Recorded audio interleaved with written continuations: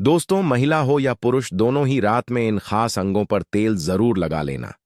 हम आपको एक ऐसा अंग बताएंगे जिस पर काफी लोग तेल लगाने से शर्म आते हैं, और आप सभी लोग जानते ही हैं, जिसने की शर्म उसके फूटे कर्म। जी हां दोस्तों, शरीर के इन चार अंगों में यहां तेल लगाने से आपका शरीर स्वतः अपनी सारी बीमारियों को नष्ट कर देगा, यानी कि वह खुद ठीक कर लेगा। तो वह चार अंग कौन कौन से हैं और कौन सा तेल लगाना चाहिए, ध्यान से सुनना। इस बात को, शरीर की इन चार अंगों में से जो एक अंग है, वह ऐसा अंग है जहां पर आपको तेल लगाना जरूर चाहिए। आप सभी लोगों ने सुना होगा, जिसने कि शर्म उसके फूटे कर्म। यह बात बिल्कुल सही है, आपको बिल्कुल भी शर्म नहीं करना है। जो लोग इस वीडियो को छोड़कर जाना चाहते हैं, वह अभी ही चले जाएं, क्योंकि यह जानकारी बहुत ही महत्वपूर्ण और लाभकारी है। हो सके तो सारे काम छोड़कर आज अपने शरीर के लिए इस वीडियो को ध्यान से सुन लेना।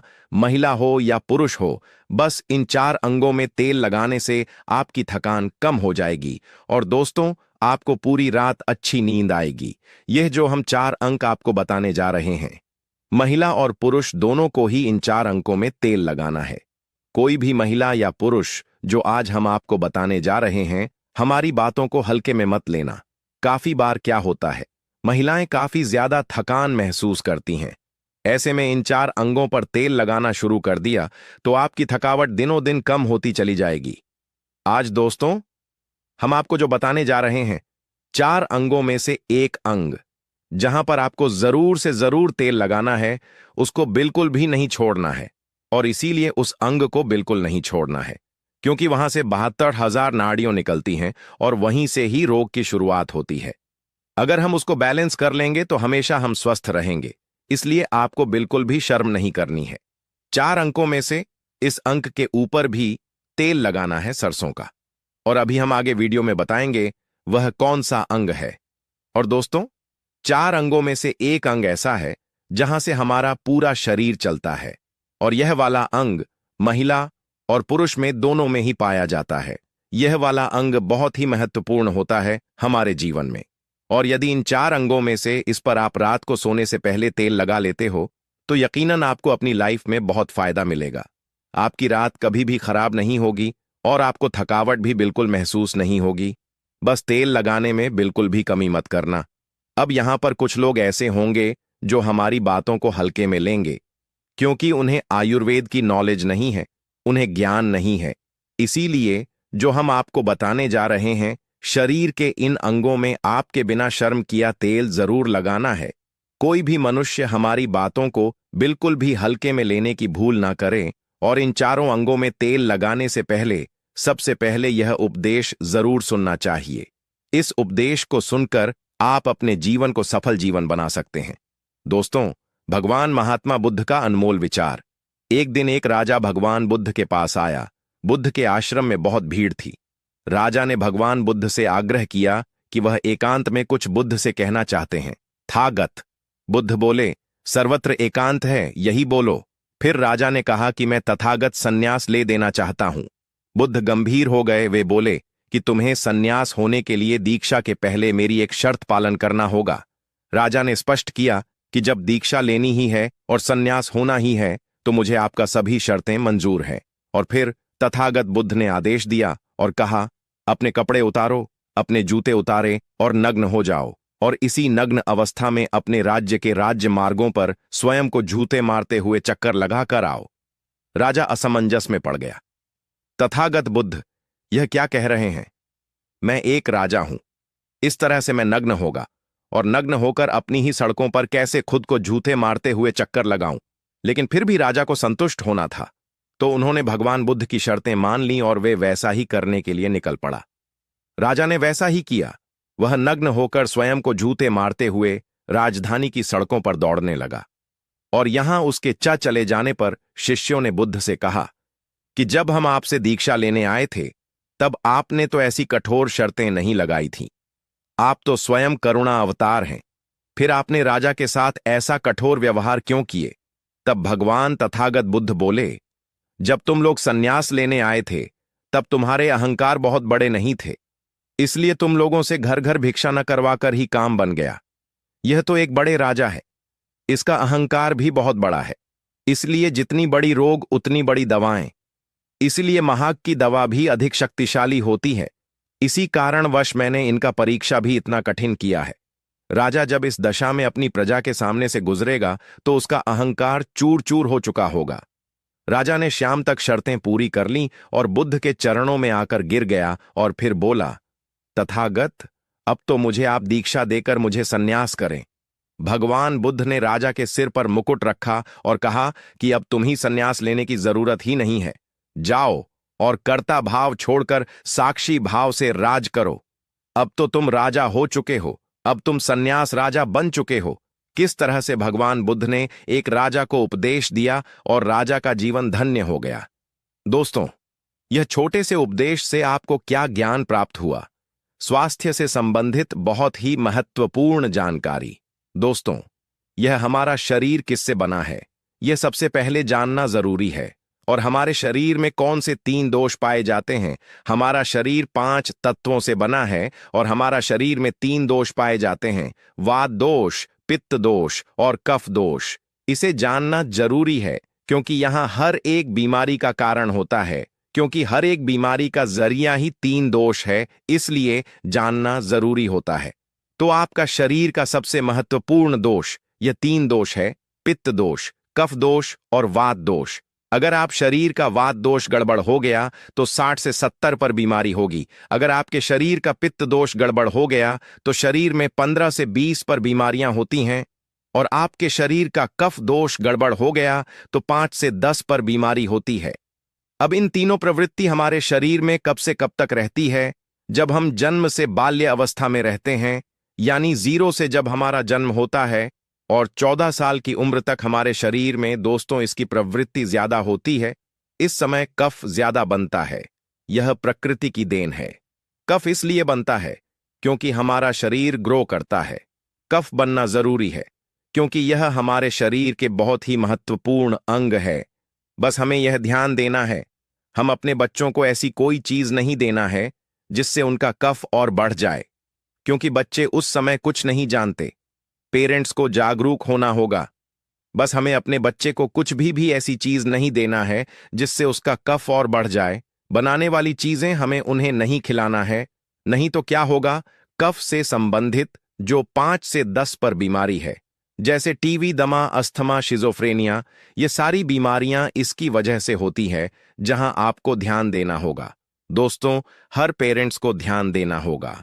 और दोस्तों, वीडियो में आगे बढ़ने से पहले अगर तुम में से कोई जय जय बजरंग बली जी को मानता है तो अगर सच में ही हैं, आप इस वीडियो को लाइक कर नीचे कमेंट बॉक्स में एक बार जय जय बजरंग बली लिख देना।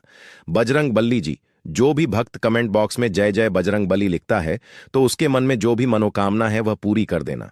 दोस्तों, इसके बाद हम आगे वाली अवस्था में आते हैं, बाल्य अवस्था से युवा अवस्था। युवा अवस्था हमारा कब से कब होता है? जब हम 15 साल से 60 साल के बीच में होते हैं।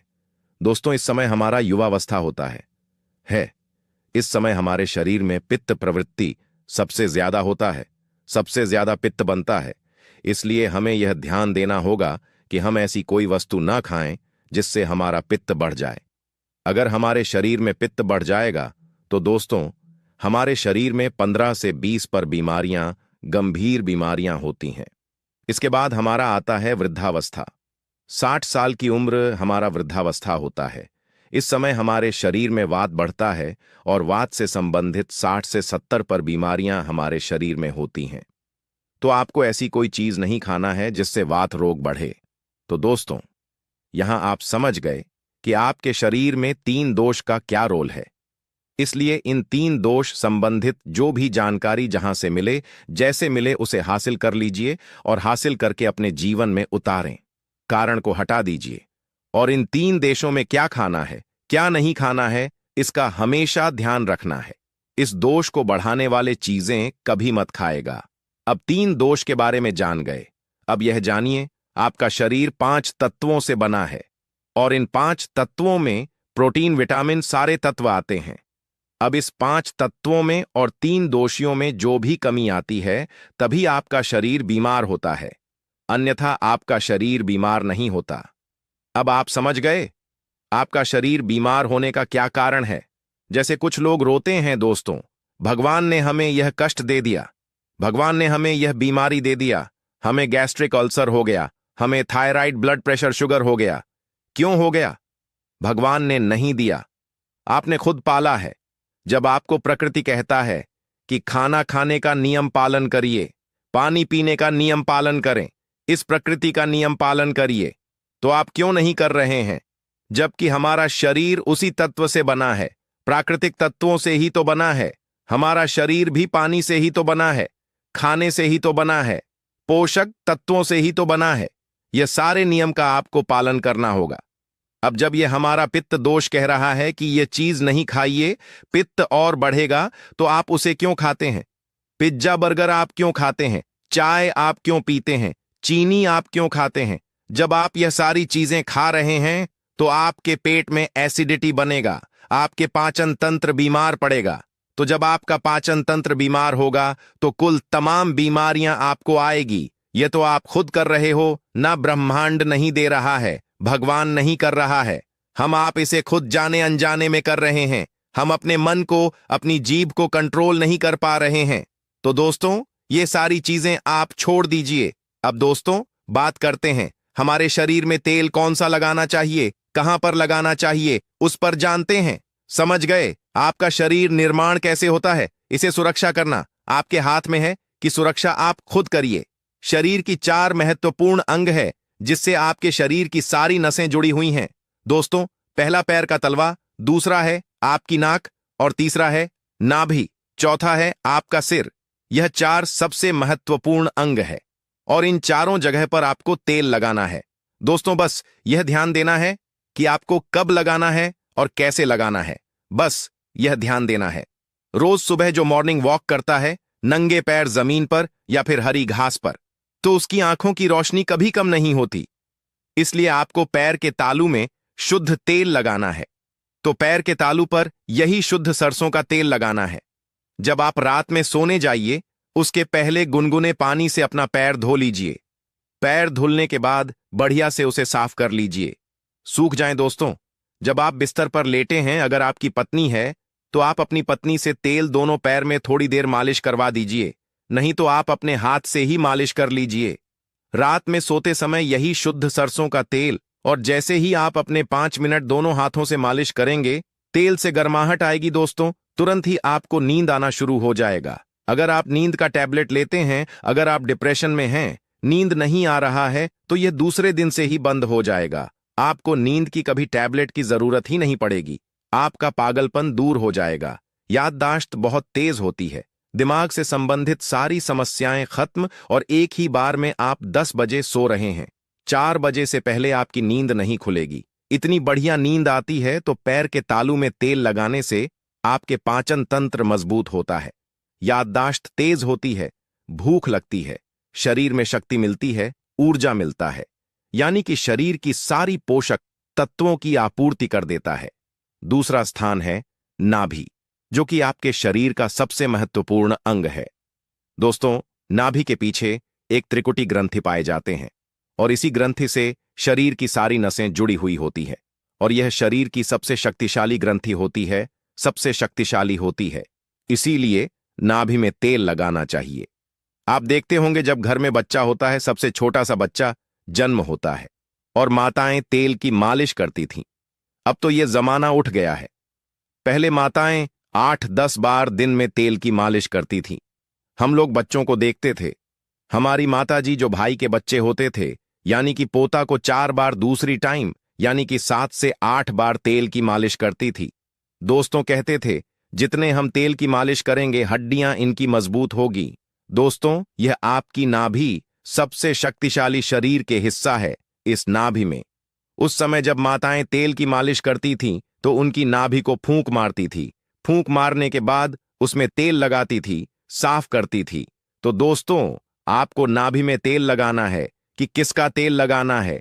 शुद्ध सरसों का तेल लेना है, और रात में सोते समय आपको नाभि में तेल लगाना है। जब आप नाभि में तेल लगाते हैं तो उसके फायदे कितने हैं, आप जानकर चौंक जाएंगे।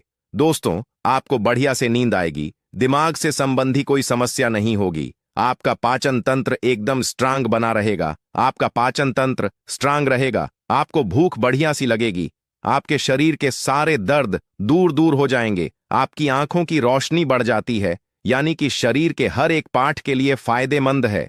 अब आपको नाक में क्या करना है?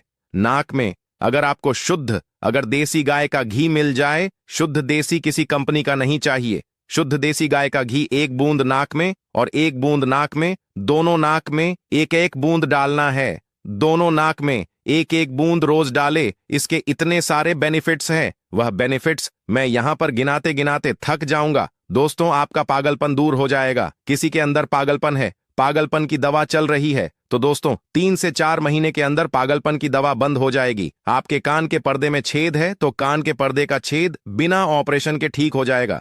सिर्फ 3 से 4 महीने में। बाकी कोई दवा ऐसे नहीं बनी जो आपको ठीक कर दे। आपको नींद की समस्या है, नींद की समस्या दूर हो जाएगी। याददाश्त कमजोर है, याददाश्त आपकी तेज हो जाएगी। शरीर में कमजोरी है, शरीर की कमजोरी दूर हो जाएगी। जुकाम आपको कभी पूरे भविष्य में नहीं होगा। जुकाम, सर्दी, खांसी, नाक से संबंधित जितने भी बीमारी है आपको नहीं होगा। अब एक बात और है जहां से आपका शरीर पूरा ब्रेन जुड़ा हुआ है। आपको अपने सर में सरसों का शुद्ध किसी कंपनी का आप मत लीजिए। यह शुद्ध सरसों का तेल आप अपने सर में लगाइए। जैसे यह शुद्ध सरसों का तेल आप अपने सर आसानी से इसे थपथपा पाएंगे। दोस्तों, नींद आना आपको शुरू हो जाएगी, तो आप खुद देखिए नींद लाने में कितने रोल है। तो दोस्तों, आपको सिर में तेल लगाने से सोते समय कितने सारे प्रॉफिट है। आपका जो बाल है, बाल पक रहा होगा, वह भी रुक जाएगा। आपको नींद बढ़िया से आएगी, इतनी बढ़िया से आएगी कि क्या बताएं।